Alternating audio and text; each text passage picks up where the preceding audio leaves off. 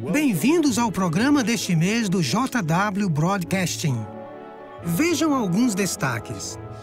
Vocês já se sentiram frustrados com outras pessoas? Eu já me senti e tenho certeza que vocês também. O vídeo a seguir vai nos lembrar o que temos de fazer para melhorar nossa personalidade cristã. Também vamos ver o que os irmãos nas congregações ao redor do mundo têm feito para ajudar os que não podem sair de casa ou que têm outras limitações físicas. Vocês vão ver histórias animadoras. No dia 23 de março, milhões de pessoas vão se reunir para celebrar a morte de Jesus Cristo. Talvez você tenha recebido o privilégio de preparar o pão para a celebração. Qual é a maneira correta de fazer esse pão? Você vai descobrir isso neste vídeo. Este é o programa de março do JW Broadcasting.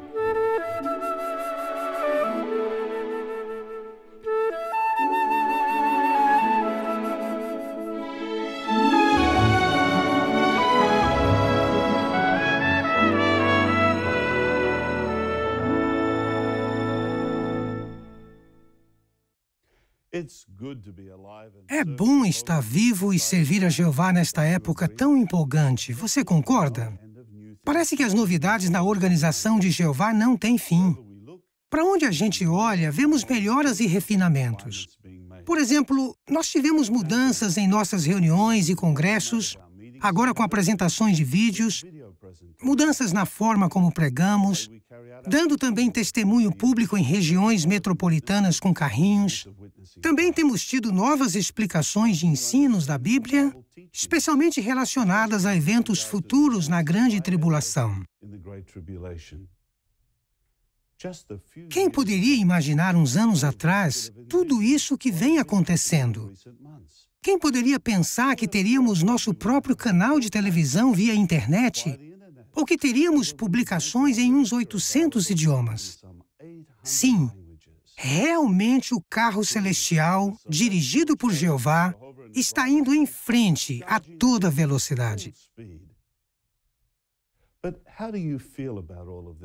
Mas o que vocês acham de tudo isso? Eu, pessoalmente, gosto de lembrar da alegria que sinto no final de cada congresso, regional ou internacional. Ficamos cheios de alegria e de gratidão, não é mesmo? Nossos sentimentos podem ser expressos nas palavras do Salmo 144:15, que diz: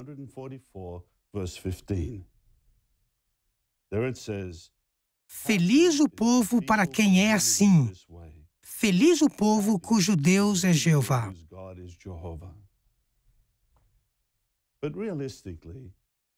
Mas vamos ser realistas. Temos de admitir que essa alegria e entusiasmo não duram muito. Nós sentimos um choque quando voltamos para casa e temos de enfrentar este velho mundo perverso. Como diz 2 Timóteo 3:1, estes são tempos críticos, difíceis de suportar. Então, não devemos ficar surpresos se às vezes achamos difícil manter uma atitude positiva. Às vezes, a gente fica triste, desanimado e até mesmo arrasado com as coisas que temos de lidar. O que pode nos ajudar a manter uma atitude positiva nessas circunstâncias? Várias coisas. Para começar, vamos analisar brevemente 3 textos. O primeiro é o de Salmo 16:11. Tu me fazes conhecer o caminho da vida. Na tua presença há abundante alegria. A felicidade está à tua direita para sempre. Qual a lição para nós? Pense em suas bênçãos. O segundo texto é o de Provérbios 4:25, que diz: Seus olhos devem olhar diretamente para frente. Sim, fixe o olhar diretamente na sua frente. O que esse versículo quer dizer? Olhem para a esperança futura. Vejam o quadro completo. Veja o que está por trás dos acontecimentos. O terceiro texto é o de Eclesiastes 4:6. Ele diz: Melhor é um punhado de descanso do que 2 punhados de trabalho árduo e correr atrás do vento. Então, o que temos de lembrar? Descansem o suficiente. Nós temos de tomar cuidado para não ficar perdendo muito tempo com TV e internet, deixando de dormir e descansar o suficiente. Essas são apenas 3 de muitas coisas que devemos nos lembrar. Outra forma de continuarmos positivos é por ler relatos da Bíblia. Quando lemos os relatos da Bíblia, nós nos sentimos animados por saber que os profetas tinham sentimentos similares aos nossos. Eles eram pessoas exatamente como nós. Por exemplo, vamos ver o que Tiago escreveu sobre o profeta Elias. Está aqui em Tiago 5,17, que diz: Elias era um homem com sentimentos iguais aos nossos. Tiago diz como a oração ajudou Elias, e ela também pode nos ajudar. Mas o que mais aprendemos do que aconteceu com Elias? Vocês se lembram da leitura dramatizada da Bíblia que nos ajudou a relembrar da ocasião emocionante quando Elias desafiou os profetas de Baal e Jeová provou que é o único Deus verdadeiro? Dá para imaginar como fortaleceu a fé ver fogo descer do céu e devorar o sacrifício? E que dizer da cara de espanto daqueles falsos profetas? Como você teria se sentido se fosse Elias? E o que aconteceu depois? A seca de 3 anos e meio terminou com uma tempestade, provando mais uma vez que Jeová é o Deus verdadeiro e que Elias era o profeta dele. Por último, Elias ultrapassou o carro de Acabe correndo 30 quilômetros desde o Monte Carmelo até Jezreel. Se você fosse Elias, como estaria se sentindo? Com certeza, extasiado. Sua fé estaria nas alturas. Talvez seja assim que vocês se sintam no final de um congresso internacional. Mas vamos ver o que aconteceu a seguir. O relato de 1 Reis 19, 13 e 4 diz: Então ele ficou com medo. Por isso fugiu imediatamente para salvar a sua vida. Ele chegou a Berseba, que fica em Judá, e deixou seu ajudante ali. Em seguida entrou no deserto e caminhou durante um dia. Ao encontrar uma giesta das vassouras, sentou-se debaixo dela e pediu para morrer. Ele disse: Já chega! Agora, ó Jeová, tira a minha vida, pois não sou melhor do que os meus antepassados. Mas por que Elias ficou tão desanimado? Veja o que ele disse em 1 Reis 19, 14. Tive um zelo muito grande por Jeová, o Deus dos exércitos, pois o povo de Israel abandonou o teu pacto, derrubou os teus altares e matou os teus profetas à espada. E eu fui o único que sobrou. Agora eles estão querendo tirar a minha vida. Você às vezes se sente assim? Coitado de mim! Eu sou o único que passa por essas coisas. Ninguém entende os meus problemas. Esses pensamentos podem enfraquecer nossa atitude positiva. Mas do que Jeová lembrou Elias? Veja os 3 pontos alistados em 1 Reis 19, 15 a 18. O primeiro ponto, Jeová disse que o problema seria resolvido. Ele devia ungir Jeú. O segundo ponto, Jeová prometeu ajudá-lo por meio de Eliseu. E o terceiro ponto, Jeová também disse que ele não era o único. Havia pelo menos outros 7.000. Nós podemos ter certeza que Jeová cuida de nós, assim como ele cuidou de Elias. Vamos ler sobre isso em 1 Pedro 5, 6 e 7. Portanto, humilhem-se sob a mão poderosa de Deus, para que ele os enalteça no tempo devido, ao passo que lançam sobre ele toda a sua ansiedade, porque ele cuida de vocês. Sabe, Jeová cuida de nós e nos ajuda quando estamos desanimados, assim como ele fez com Elias. Quando eu olho para trás, lembro de alguns problemas que me desanimaram. Quais foram essas dificuldades? Bem, eu me lembro de quando eu era missionário e quase morri de febre tifoide. Eu também me lembro do sofrimento de minha primeira esposa, Jenny, que lutou 10 anos contra um câncer de mama. Também eu perdi a visão do meu olho esquerdo por causa de melanoma, um tipo de câncer. Perdi Jenny e amigos allegados, às vezes um atrás do outro. Como missionário, eu me sentia isolado. E, claro, também havia a frustração por causa de meus erros e fraquezas, e da luta para eu achar um equilíbrio entre o que eu queria fazer e o que eu podia fazer. Todos esses sentimentos, às vezes, me desanimavam, e eu sei que muitos de vocês enfrentam desafios piores. Mas o que pode nos ajudar quando nos sentimos sobrecarregados com nossos problemas? Além das coisas que já mencionamos, somos consolados pelo texto de 1 Pedro 5, 9 e 10. Mas tomem posição contra ele, isto é, o diabo, firmes na fé, sabendo que a inteira fraternidade dos seus irmãos do mundo está passando pelos mesmos sofrimentos. Porém, depois de vocês terem sofrido por um pouco, o próprio Deus de toda a bondade imerecida, que os chamou à sua eterna glória em união com Cristo, completará o treinamento de vocês. Ele os fará firmes. Ele os fará fortes. Ele os porá sobre firmes alicerces. Realmente é muito bom saber que não estamos sozinhos. Muitos de nossos irmãos enfrentam problemas parecidos aos nossos e estão se saindo bem.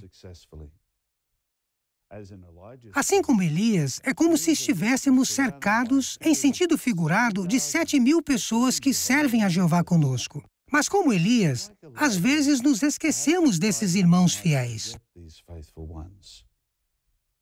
Então, o que devemos fazer? Conheça melhor alguns deles. Faça perguntas a eles. Vamos ficar surpresos com suas respostas animadoras. Quem sabe vamos descobrir uma nova fonte de encorajamento e força. Neste programa, eu quero que vocês conheçam alguns irmãos com quem tenho o privilégio de trabalhar. Eu vou perguntar a eles o que os tem ajudado a lidar com os desafios e os problemas da vida. Que acham de fazer a mesma coisa com os irmãos de sua congregação ou de seu circuito? Eu quero apresentar a vocês 2 amigos que trabalham junto comigo aqui em Brooklyn, Isaac e Jim Marais. É um prazer receber vocês aqui. O irmão Saki e a irmã Jean são da África do Sul, mas foram designados para os Estados Unidos em 1981. Saki, você poderia nos dizer quais foram alguns desafios que você e Jean enfrentaram?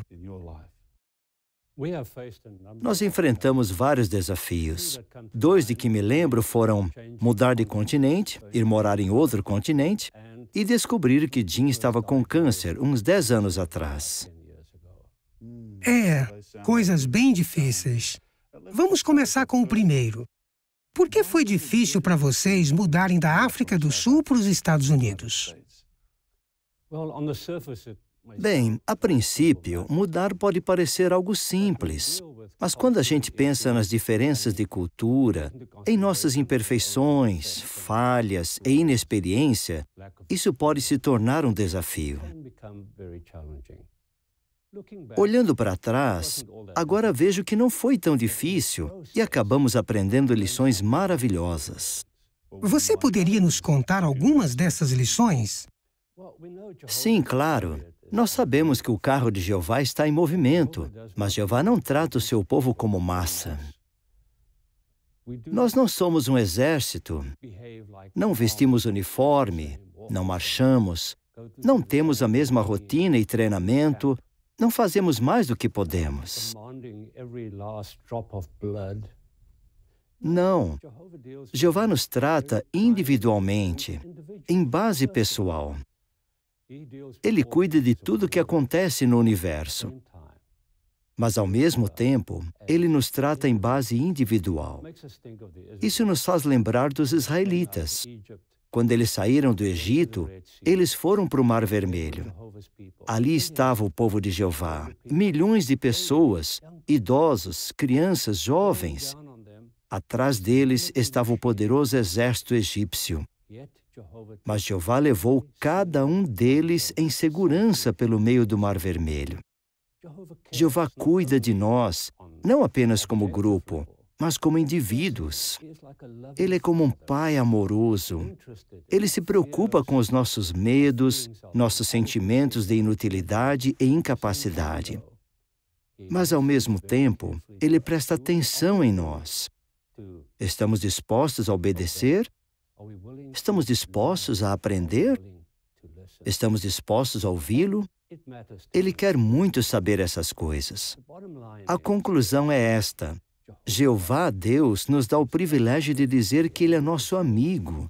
E para pessoas imperfeitas, a maior realização de todas é poder dizer: Jeová é meu amigo.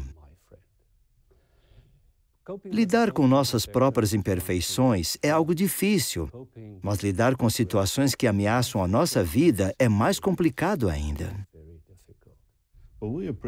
Nós gostamos muito de ouvir essas excelentes lições, mas parece que você agora está falando da Jean. Então, Jean, você poderia nos dizer como se sentiu quando soube que tinha câncer e como conseguiu lidar com esse problema? Foi um choque, eu tenho de confessar. E os tratamentos foram muito sofridos, muito difíceis. Eu fiquei bem consciente da minha mortalidade. Mas duas coisas me ajudaram muito. Uma foi o amor e o cuidado de meus irmãos. Eles me ajudaram, me apoiaram. Era como se Jeová dissesse por meio deles que me amava. Era como se ele estivesse me abraçando. Foi assim que eu me senti. A segunda coisa que me ajudou muito foi pensar nos homens e mulheres da Bíblia. A vida de muitos deles não foi fácil. Apesar disso, em suas provações, eles procuraram crescer, melhorar sua relação com Jeová. Eu gosto muito do exemplo de Jó, porque ele passou por provações, muitas mesmo, coisas muito piores do que eu passei. Mas no final de tudo, ele disse algo muito interessante. Posso ler isso na Bíblia? Sim, claro, vamos ouvir. Está em Jó 42:5. Ouvi falar a teu respeito, mas agora te vejo com meus próprios olhos. E Jó disse essas palavras quando ele ainda estava muito doente, antes de Jeová o curar. E mesmo assim, ele conseguiu tirar o foco de si mesmo e pensar em Jeová, na soberania dele. Jó percebeu que não era só ele que estava envolvido. Era a soberania de Jeová. E sabe, honestamente, essa era uma lição que eu precisava aprender. Não era só eu que estava envolvida. Era também a vontade e a soberania de Jeová.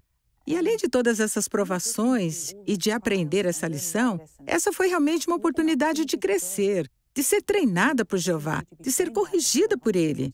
E eu sabia que se eu amasse mesmo a Jeová, e eu realmente amo, Ele nunca me abandonaria. Que comentários maravilhosos! Muito obrigado por compartilhar conosco esses sentimentos tão íntimos e nos ajudar por meio dessas lições. Foi muito bom ouvir isso, não foi? Como diz 2 Coríntios 6:13, é bom abrirmos amplamente o nosso coração. Isto é, aumentar nosso amor por nossos irmãos. Nós realmente precisamos uns dos outros, especialmente nesta época difícil. Não queremos de forma alguma diminuir nosso amor por nossos irmãos. Existem muitas formas de mostrarmos esse aspecto da nossa personalidade cristã. Uma delas é por ajudar os irmãos de nossa congregação que não podem sair de casa. As histórias a seguir vão mostrar como o amor que esses irmãos receberam contribuiu para eles não se sentirem abandonados e esquecidos.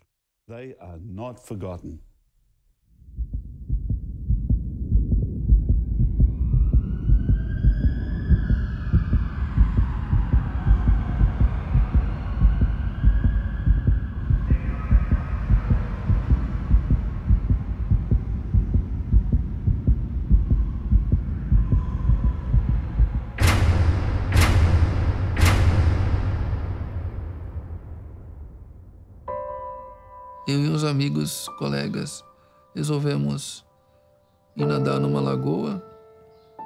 E quando eu mergulhei, acabei batendo a cabeça no fundo da lagoa. Aí atingiu a 4ª e a 5ª vértebra. E acabei ficando num quadro de tetraplégico.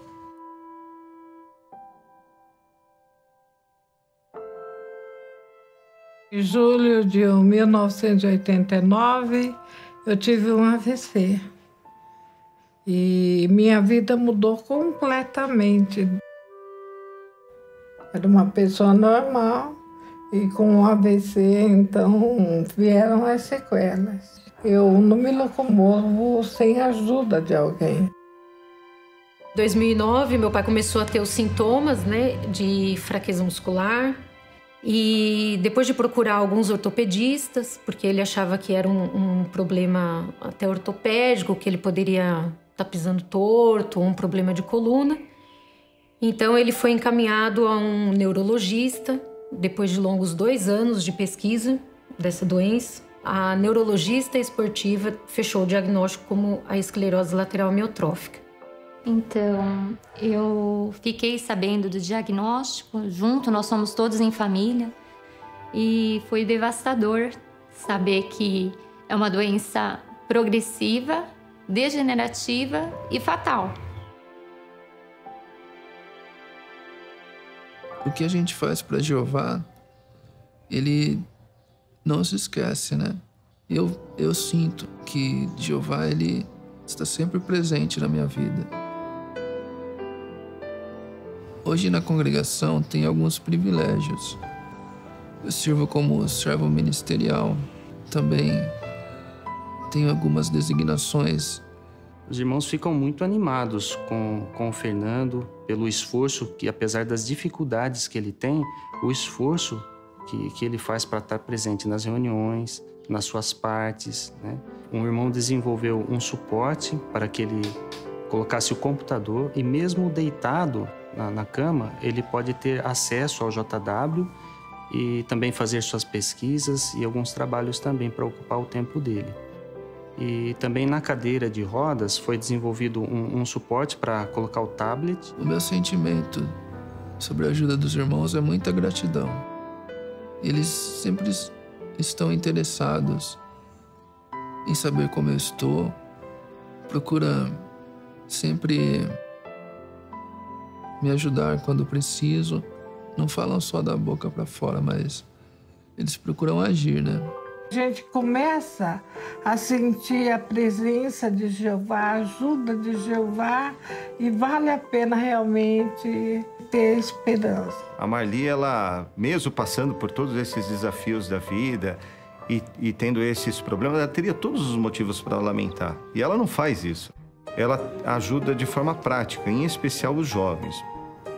Eu não sabia fazer testemunho por telefone, eu nunca tinha participado, então a Marli me ensinou a fazer o testemunho por telefone e me ajudou nesse aspecto, onde eu aprendi uma modalidade nova. Era muito difícil para eu chegar e assistir às reuniões, né?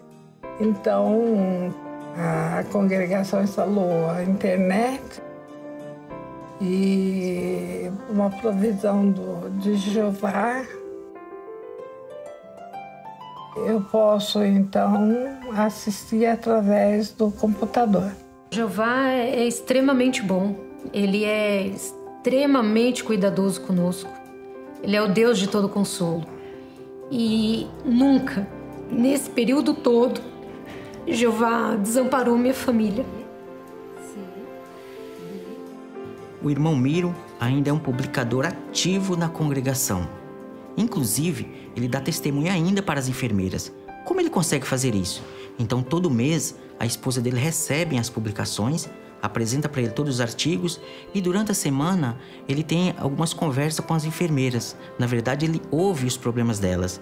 Então, para dar testemunho, como que ele faz? Ele pisca para a esposa e ele lembra do assunto que foi conversado com a enfermeira e pisca apontando qual publicação que vai ser deixado com a enfermeira. E no final do mês, a esposa dele anota o tempo que foi conversado e a publicação que foi deixada. E nós temos feito arranjos para gravar as reuniões e trazer para o Miro. Jeová, ele dá força através de um irmão amigo, através dos irmãos que sabem da nossa luta. Então, os irmãos da congregação se juntaram, fizeram pequenos reparos em casa para melhorar a qualidade de vida dele. E ele estava assim ainda falando, né? E bem lúcido. E ele externava grande gratidão por esses arranjos que foram feitos pela congregação. Irmãos amorosos se dispuseram a ficar aqui semanas mexendo na casa.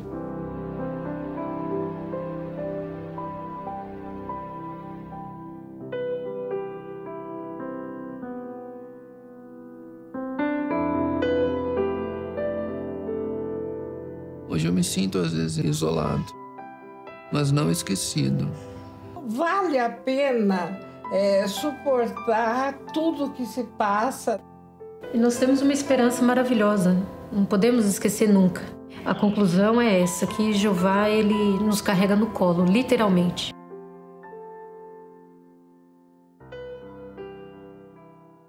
Esses exemplos nos ajudam a pensar no que podemos fazer para ajudar os que não podem assistir pessoalmente às reuniões. Agora vou apresentar a vocês mais 2 amigos achegados, Peter e Sue Schutz. Assim como eu, eles são da Austrália e agora trabalhamos juntos aqui em Brooklyn, na sede mundial. Peter, como você viu, estamos falando sobre ter e manter uma atitude positiva. Eu sei que anos atrás, vocês e outros da sua congregação passaram por uma experiência traumática. Poderia nos falar um pouco sobre isso?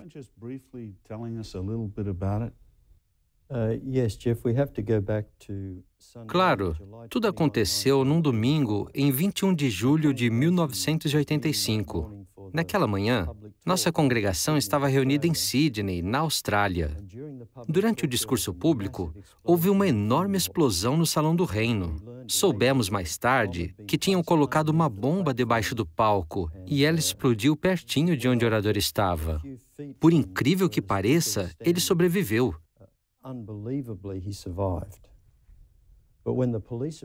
Os policiais chegaram bem rápido e eles achavam que iam encontrar um local repleto de corpos.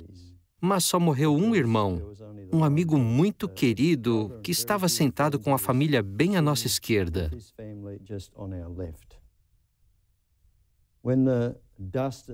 Quando a poeira e os destroços assentaram um pouco, eu procurei a Sue. Ela tinha desaparecido. Foi quando eu vi as botas dela debaixo de um grande pedaço do isolamento do teto que tinha caído. Eu removi aquele pedaço e tomei um susto com o rosto dela. Alguma coisa tinha atingido bem no rosto e a jogou para trás com cadeira e tudo. Toda essa parte do rosto estava machucada demais. O lábio superior estava cortado e pendurado sobre o queixo. Uma lasca de carne tinha sido cortada do braço dela. Fiquei mais aliviado quando vi que ela não estava sangrando muito, mas soube depois que ela estava com um sangramento enorme no estômago. Fui parar na traumatologia de um hospital em Sydney. E o Peter foi mandado para outro hospital. Ele teve que passar a noite lá porque o braço dele precisava ser operado. Claro que na manhã seguinte, eu estava doido para ver a Sue. Daí o hospital me liberou. E eu fui para o hospital onde a Sue estava. Quando eu cheguei lá, Jeff, não dava para reconhecê-la. O rosto dela parecia um melão. Não dava para ver nem os cílios, de tão inchado. Os olhos eram 2 riscos no meio do rosto. Ela não conseguia ver nada. Acho que foi até melhor naquela situação. Foi mesmo. Vocês tiveram problemas com respeito ao sangue, já que você disse que houve sangramento? Tivemos. A questão do sangue veio à tona assim que constataram a hemorragia. O que me atingiu perfurou ou arrebentou a artéria atrás do meu nariz. Por isso, o sangue escorria para o estômago o tempo todo. A hemoglobina caiu muito, ficou em torno de 6. O cirurgião que pegou o meu caso disse que me operaria, que poria os meus ossos no lugar e tudo mais, mas só se ele tivesse a opção de usar sangue. Nós tentamos raciocinar com ele por vários dias. O Peter mesmo conversou com ele muitas vezes, mas o médico acabou decidindo não operar. Nisso, já tinham passado uns 10 ou 11 dias. A situação do meu rosto estava ficando crítica, apesar de terem dado pontos no meu rosto assim que cheguei e estar cicatrizando bem. Só que os ossos começaram a calcificar no lugar errado e precisavam ser corrigidos. Acho que não havia coli naquela época. Eu e Pete nos sentíamos como 2 patinhos perdidos. Não tínhamos ideia do que fazer, nem de quem procurar. Foi bem estressante, né, querido? Era como ir em direção a um muro enorme sem ter como passar por ele. Imploramos que Jeová nos dissesse o que fazer naquela situação, porque não tínhamos ideia. Mas quando nosso nariz estava para encostar no muro, uma porta se abriu. Um irmão, que era clínico geral, tinha entrado em contato com um cirurgião plástico que disse que daria uma olhada na sua, e deu mesmo. A atitude dele foi totalmente diferente. Ele disse que faria a cirurgia, mas que usaria um procedimento diferente. Assim, segundo ele, o sangue não seria um problema. Mas ele deixou claro, a sua hemoglobina tem que estar em 9 antes que eu possa operar. Nós já estávamos tentando elevar a minha hemoglobina para cooperar com a equipe do hospital e com o médico anterior. Então, nossos queridos amigos de Bethel, todos os dias faziam sucos naturais ricos em ferro e nos levavam toda a noite. Quando a gente ouvia o barulhinho de garrafas, não é? A gente dizia, lá vem o suco da mata, que eu tomava de canudinho. O exame de sangue mostrou que a hemoglobina já estava em 9, para nossa alegria. O cirurgião me operou e prendeu o meu rosto numa moldura para tudo cicatrizar no lugar. Que bom que deu tudo certo. Quer dizer que os seus problemas de saúde acabaram? Carro batido sempre dá problema, né? Bom, eu não consigo mais sentir cheiro. Precisaram reconstruir os meus tímpanos. Queria que crescessem de novo como os do Peter. Por que os meus não? Bom, os meus foram operados. Tive dores de cabeça terríveis por muitos anos. Mas o que acaba com os meus nervos, e tenho certeza de que quem sobreviveu àquela bomba também passou ou passa por isso, é o zumbido constante nos ouvidos que nunca parou desde a explosão. No novo mundo, nós vamos sentar num pasto para ouvir o silêncio. Obrigado por contarem tudo isso. Mas, Peter, você mencionou que não foi só com problemas físicos que vocês tiveram que lidar.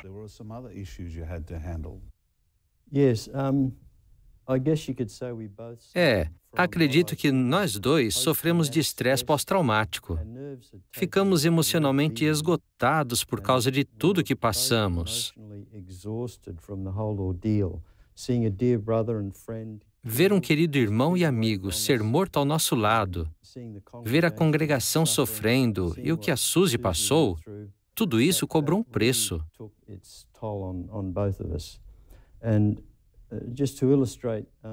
Por exemplo, por muitos anos, a Sue teve problemas para dormir. Eu também, mas para Suzy foi pior. Ela passou a sofrer de pânico. Antes, ela ficava tranquila na tribuna ou entre muita gente. Depois daquilo, ela perdia o fôlego até para ler o comentário do texto diário na saída de campo, como a gente fazia na época. Aí, alguém tinha que acabar de ler. O Pete se acostumou a ouvir: você termina. Deve ter sido uma fase bem difícil.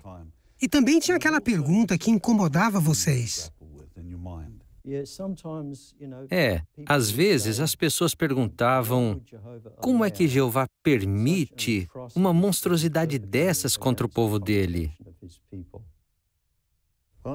É uma boa pergunta que precisa de resposta. Como é que vocês lidavam com isso? Eu e a Suzy procurávamos não deixar o nosso coração esquecer de que existem questões maiores do que a proteção individual de humanos, como a soberania de Jeová, o nome dele e a integridade dos que o adoram. A gente relembrava por que o servia. E sabemos pela Bíblia que Jeová não prometeu nos proteger individualmente de danos físicos. Jesus até disse que alguns seguidores seriam perseguidos e mortos. Alguns irmãos morrem de doenças terríveis. Outros morrem ou são mutilados em acidentes ou desastres naturais. Viver nesse velho sistema é isso aí. Só que Jeová nos ajuda. E descobrimos que grande parte do consolo e encorajamento que Ele nos dá vem por meio de nossos queridos irmãos. E Jeová nos deu muito disso, especialmente por meio de nossos parentes e queridos amigos. Su, o que você nos conta sobre tudo isso? Nós recebemos uma enxurrada de apoio. Alguns parentes vieram do outro lado do país e ficaram conosco nas primeiras semanas, lá no hospital mesmo, o que ajudou muito. Nossa família espiritual mandava buquês de flores e não paravam de chegar cartas e cartões, até de irmãos de outros países. Foi um testemunho maravilhoso, porque vários enfermeiros comentavam isso e nos perguntavam: vocês conhecem todo esse povo? E a gente respondia: não, mas eles são nossa família espiritual. Era engraçado ver o Pete todo determinado a cuidar das flores, pôr água nos vasos. A cama parecia um jardim botânico com tanta flor em volta. Era lindo. Só que um dia, o Pete estava pondo água nas flores e eu ouvi uma enfermeira dizer para ele: "O Pete, essas flores são artificiais, viu? Nós rimos muito, mas ele se saiu bem." Vai ver que é por isso que ele não trabalha na jardinagem. É mesmo. Mas, sabe, as palavras bem escolhidas que os irmãos escreveram nos cartões eram comoventes e tocavam o nosso coração. Era como se pusessem um cobertor quentinho em cima da gente. Como se eles estivessem conosco lá no hospital, dizendo: "Nós estamos bem aqui." Era um consolo e tanto. Mas tinha dias que eu estava totalmente deprimida, achando que não ia dar mais.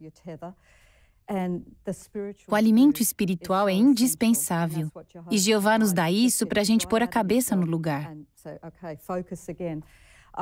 Lembro como se fosse hoje, num daqueles dias ruins, do Peter trazendo de Betel a sentinela mais recente. Ele leu para mim um artigo sobre um dos nossos irmãos da África, que tinha enfrentado perseguição brutal. Quando Peter terminou de ler, bem, pensar na integridade e lealdade daquele irmão faz a gente parar de se concentrar só em si e lembrar o que os outros estão passando. Isso me inspirou a querer ser igual. Eu imprimi a parte final do artigo. Posso ler? Claro, por favor. O artigo termina assim: o que ajudou este leal apoiador do reino de Deus a suportar tal tratamento brutal? Ele teve de se virar sozinho durante 3 meses. Realmente esperava morrer. Contudo, quando se lhe perguntou como se sentiu durante essa provação, sua resposta foi: "Senti que Jeová estava comigo o tempo todo. Não houve queixas contra os perseguidores ou lamentos quanto ao que acontecera com ele. Apenas a firme convicção de que Jeová nunca abandona seus servos leais." Não é lindo? Com certeza. É inspirador. Eu não quero deixar vocês sem graça. Mas seus colegas de trabalho encaram vocês como um excelente exemplo de pessoas positivas. Como é que dá para manter uma atitude positiva depois de uma experiência tão traumática? Boa pergunta. E eu posso responder sinceramente que se eu e a Suzy ficássemos remoendo aquele episódio horrível que aconteceu com a nossa congregação, seria bem fácil nos tornarmos amargos e até depressivos. Mas somos do povo de Jeová e temos muita ajuda. Nós temos a palavra de Jeová, o Espírito Santo, uma esperança para o futuro e irmãos amorosos. Descobrimos que, quando nós usamos bem esses presentes valiosos, é aí que Jeová nos fortalece, consola e ajuda. Vi isso no caso da Sue. Quando enfrentamos provações e usamos bem esses presentes, nós somos moldados e refinados, em vez de ficarmos endurecidos. Vimos isso acontecer com outros sobreviventes da nossa congregação e com a Sue também. Posso dizer que ela se tornou mais bondosa e compreensiva depois de tudo. Ela não queria que eu dissesse isso, mas eu disse. Ela vai te perdoar. E você, Sue? Nós tentamos nos concentrar lá na frente. Jeová nos diz que essa não é a verdadeira vida. E nós acreditamos de verdade que a verdadeira vida está à frente. Qualquer coisa que aconteça conosco hoje, Jeová vai poder desfazer 110% no novo mundo. Nós tentamos deixar Jeová resolver as coisas e nos concentrar no que vem à frente. É assim que a gente tem conseguido deixar aquela explosão para trás e tocar a vida. Isso nos ajuda a sentir paz. As mãos de Jeová são maiores e mais fortes que as nossas. Bem, muito obrigado por tudo que disseram e por falarem dos seus sentimentos conosco. A experiência completa desse casal foi publicada na Despertai de 8 de janeiro de 1992. É verdade que poucos de nós passam por situações como essas, mas muitos são testados ao lidar com problemas graves de saúde. Além disso, outros tipos de tragédias também podem causar estresse pós-traumático. Essa entrevista mostrou que, mesmo que nossos problemas sejam diferentes dos deles, nós podemos aprender valiosas lições do que aconteceu com Peter e Sue.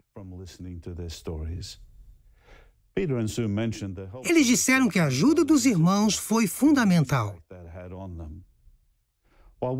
Nós, individualmente, amamos muito nossos irmãos. Mas vamos ser realistas. Não é verdade que todos nós temos a tendência de olhar as imperfeições dos outros? Como podemos desviar o foco dessas imperfeições e aprender do exemplo fiel deles? Neste vídeo, vejam como o nosso irmão percebe no que ele precisa melhorar e como ele ajusta seus pensamentos aos pensamentos de Jeová.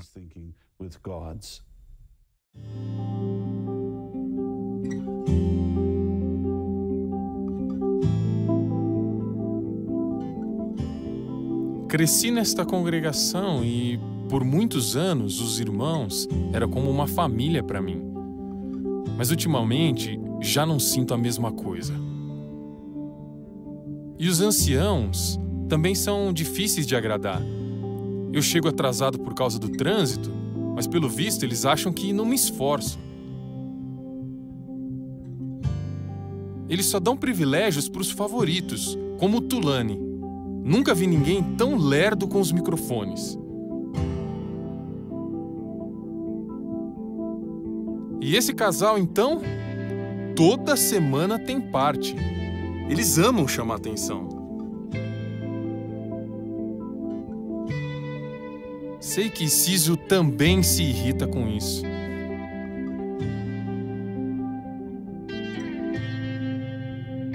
Não sei quando comecei a me sentir assim com relação à minha congregação, mas ultimamente estou me sentindo um peixe fora d'água.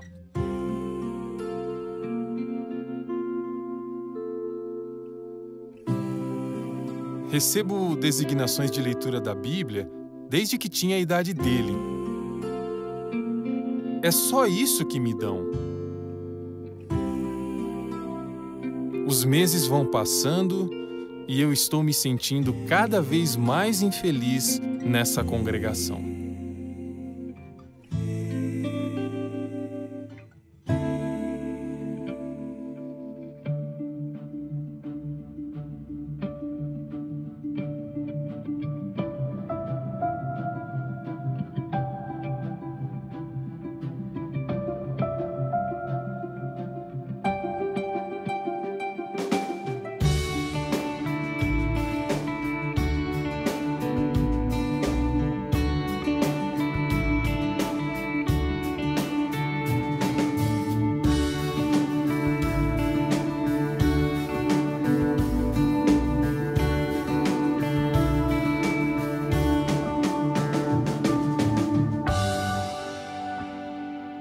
Então, por que você olha para o cisco no olho do seu irmão, mas não percebe que há uma trave no seu próprio olho? Ou como você pode dizer ao seu irmão, deixe-me tirar o cisco do seu olho, quando há uma trave no seu próprio olho? Hipócrita, tire primeiro a trave do seu próprio olho, e depois verá claramente como tirar o cisco do olho do seu irmão.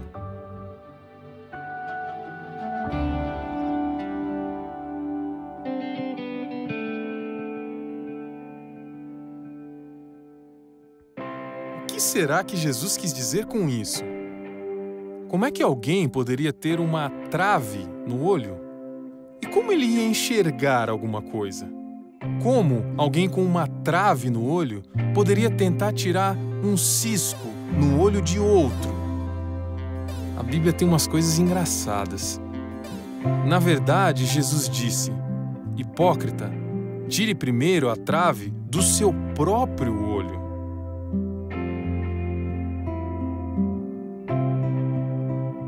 Hipócrita. Por que Jesus chamou esse homem de hipócrita? Talvez ele estivesse tão preocupado com o cisco, isso é, com as falhas dos outros, que ele não viu a falha maior em si mesmo, que era como uma trave em seu próprio olho. Aquilo me fez pensar: será que eu sou hipócrita?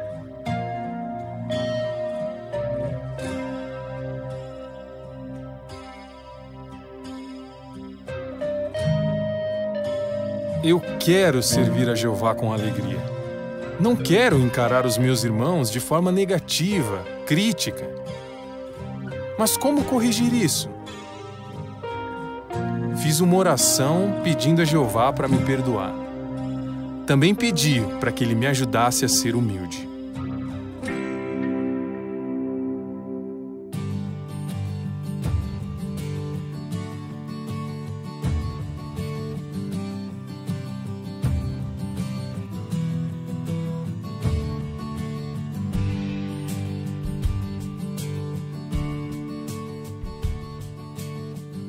Fui falar com o meu chefe e pedi para sair meia hora mais cedo para poder fazer a leitura da Bíblia. E para minha surpresa, ele concordou. Ele até disse que eu podia sair mais cedo toda semana no dia da reunião. Era como se Jeová tivesse falado com o meu chefe antes de mim.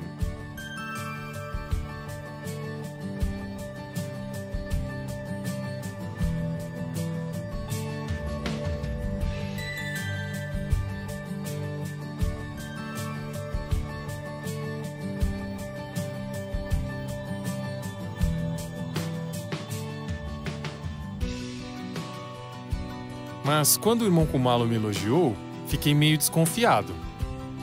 Foi aí que percebi que tirar a trave do olho é um processo contínuo. Eu preciso aprender a encarar os irmãos assim como Jeová os encara. Eu espero estar no novo mundo junto com eles.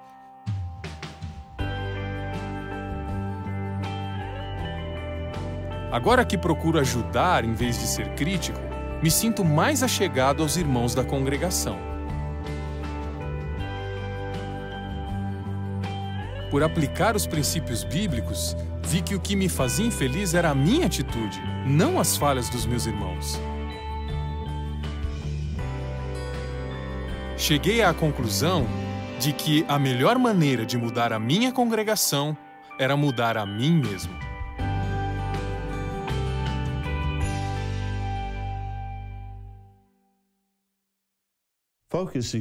Com certeza, nos concentrar nas qualidades dos outros nos ajuda a manter uma atitude positiva. Eu gostaria de incentivá-los a assistir a uma adoração matinal que está na seção Vídeos. Ela destaca quem são os atuais e os futuros príncipes de Isaías 32:1 e passa uma mensagem bem positiva para nossas irmãs fiéis.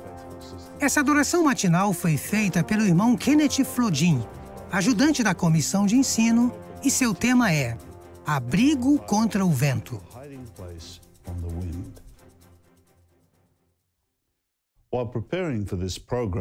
Ao preparar este programa, eu perguntei a várias pessoas que trabalham comigo que problemas elas enfrentaram e que textos as ajudaram a manter uma atitude positiva. Eu gostei demais de ouvir seus comentários tão animadores. Como não temos tempo de entrevistar todas elas agora, aqui estão alguns de seus comentários.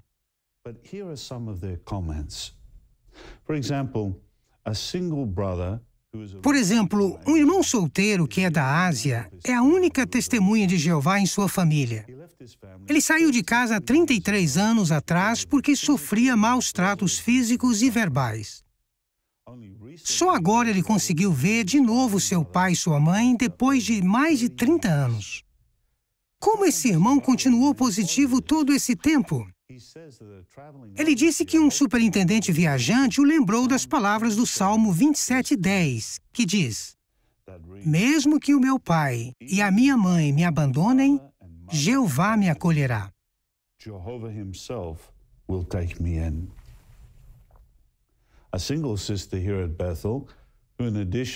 Uma betelita solteira, que além de seu trabalho aqui em Betel, cuida também de sua mãe, que é idosa e viúva, disse o seguinte: Meu pai me ensinou a sempre procurar motivos para mostrar gratidão. Isso me ajuda a me concentrar em coisas positivas e a fazer da alegria de Jeová o meu refúgio, mesmo em tempos difíceis. Que texto a ajudou? O de 1 Tessalonicenses 5:18. Dei graças por todas as coisas. Essa é a vontade de Deus para vocês em Cristo Jesus.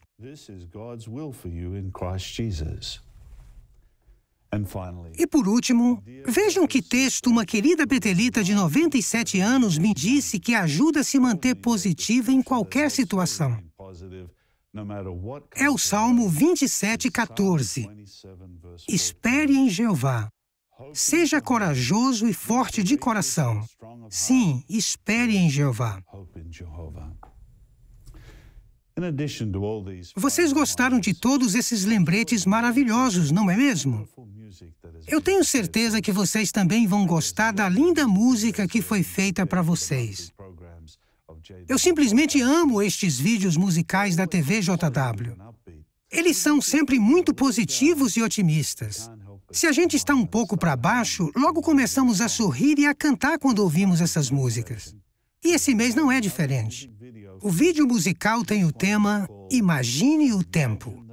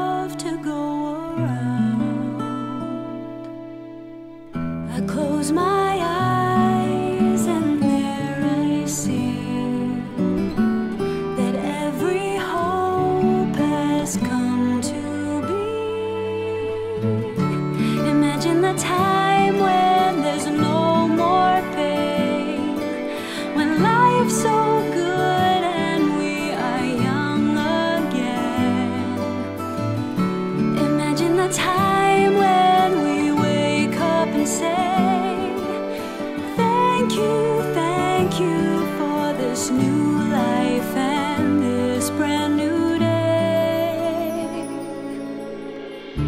Not a sound has ever touched my ears, and eyes grow dim with passing years.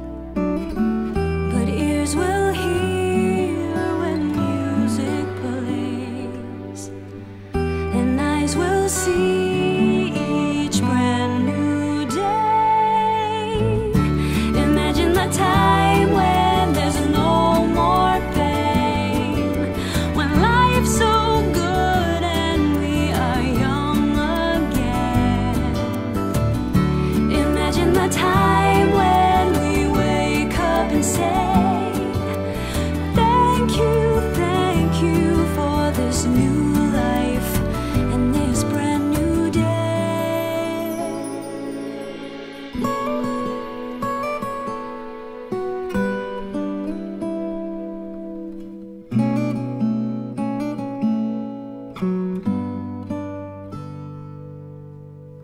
I might not be the way I want to be, but one day soon I'll be running free. Imagine the time when there's no more pain, when life's so good and we are young again. Imagine the time when we're dancing out the door. Every day is better than before. Imagine the time when there's no more pain, when life's so good and we are young again. Imagine the time when we wake up and say, thank you for this brand new day.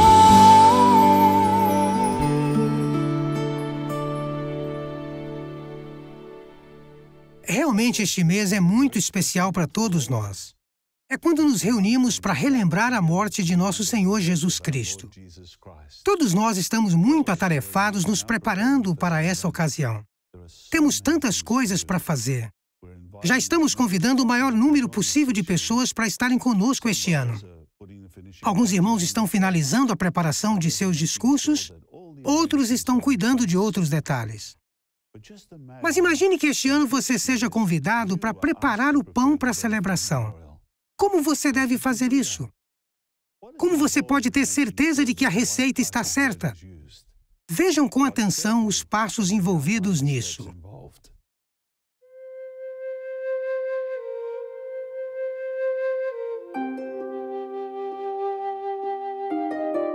Eu nunca me esqueci daquilo.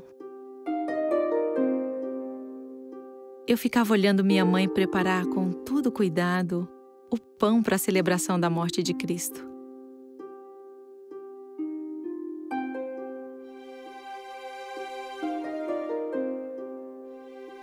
Aquilo era muito sério para ela por causa do seu significado especial.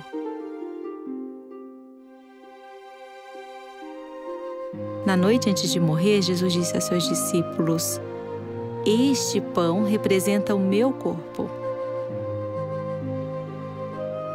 Depois de passar o pão e o vinho, Jesus disse: "Persistam em fazer isso em memória de mim."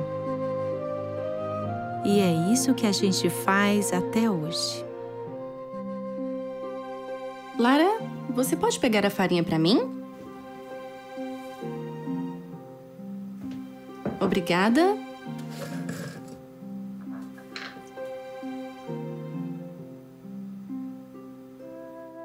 Na verdade, era bem simples. Você lembra o que a gente coloca depois? A água? Isso mesmo.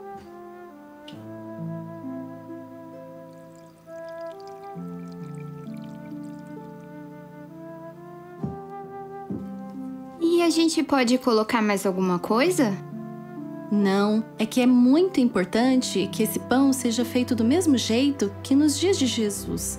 Só farinha de trigo e água, só isso. Mas se a pessoa não tiver farinha de trigo para colocar? Bem, daí a pessoa pode usar um outro tipo de farinha, a de arroz, cevada, milho ou cereal parecido. Mas a pessoa não pode usar nada além de farinha e água, e nada de fermento. Mas nem sal? É, nem sal. Lembra o que Jesus disse em Lucas 16:10? A pessoa que é fiel no mínimo, também é fiel no muito. É isso mesmo. E a gente quer ser fiel a Jeová em todas as coisas, não é? Depois de misturar bem, ela sovava a massa. Amassava até ficar uniforme. Daí a mamãe me deixava abrir a massa. Depois, a gente colocava para assar numa forma levemente untada com óleo. Quando ele ficava pronto, nem parecia com o pão que a gente está acostumado. Parecia tão simples, sequinho, dava para partir fácil. Ficava ótimo. E ficávamos tão felizes de levar o pão para o salão do reino.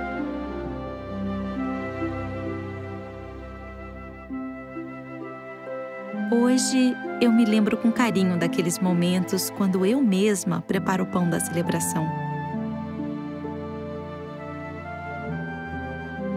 Mas a coisa mais importante é lembrar o que Jesus fez por todos nós. É um grande privilégio participar, mesmo que seja só um pouquinho, nessa noite mais importante do ano.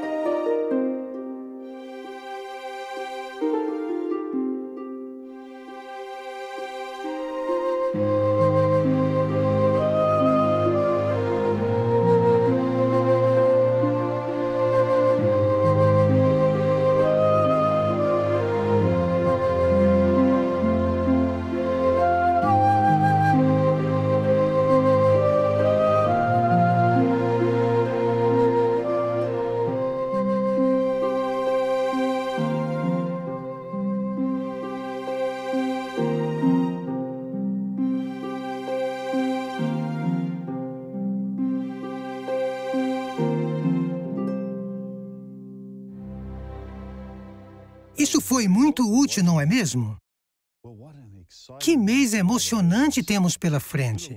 Estamos ansiosos para nos reunir em todo o mundo no dia 23 de março, quarta-feira à noite, para celebrar a morte de nosso Senhor Jesus e relembrar o amor que Jeová nos mostrou por dar seu Filho como resgate. Em nome do corpo governante, desejo a vocês as ricas bênçãos de Jeová durante esta época da celebração. Para terminar nosso programa, temos as saudações especiais de nossos irmãos da região sul da Etiópia.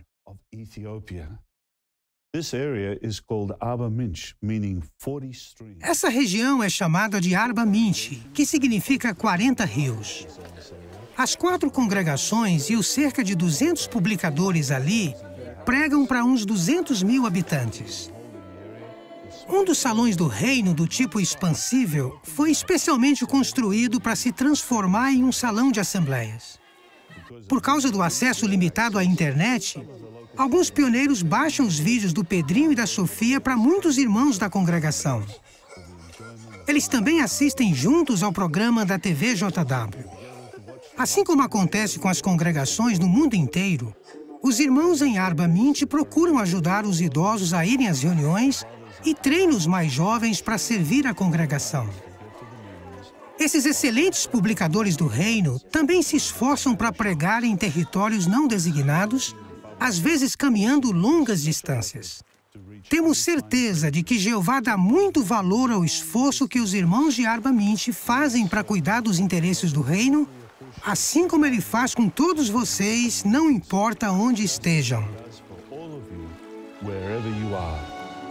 Este é o JW Broadcasting de Brooklyn, Nova York.